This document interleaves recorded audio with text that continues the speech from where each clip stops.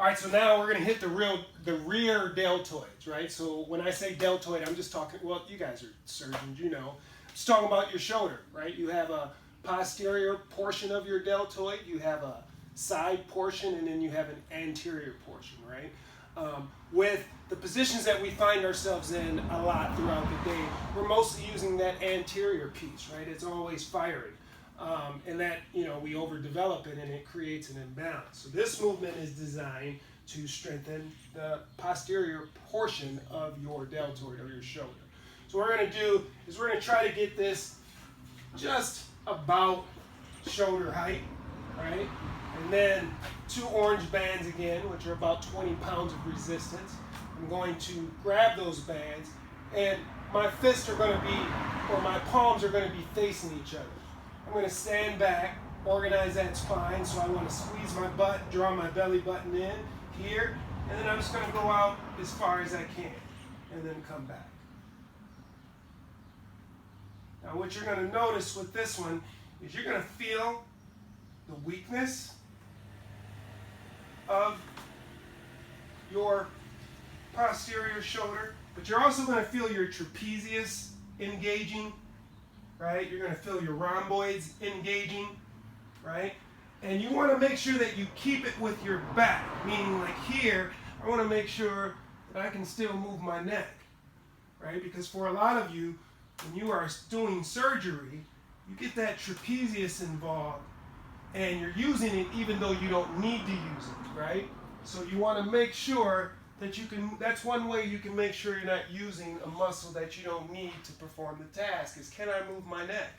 Because if my trapezius is engaged, I can't move my neck. I'm just, okay? All right, your turn.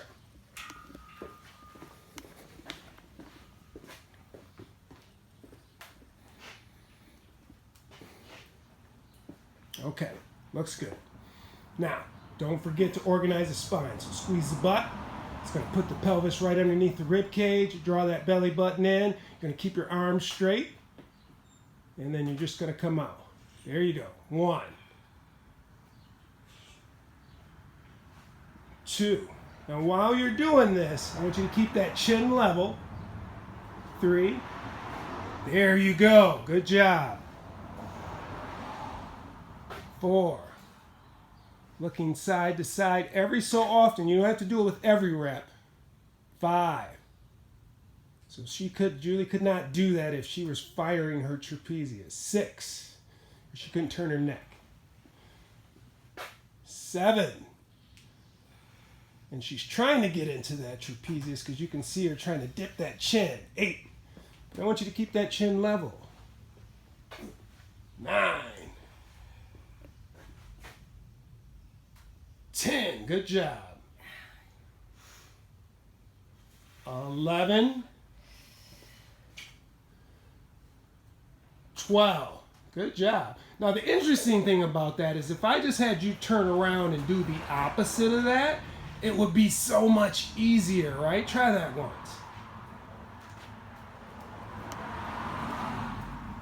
So, this way. Yeah, so if you'd have tried to have to bring the hands closer together, it's going to be difficult with that, but that is, right?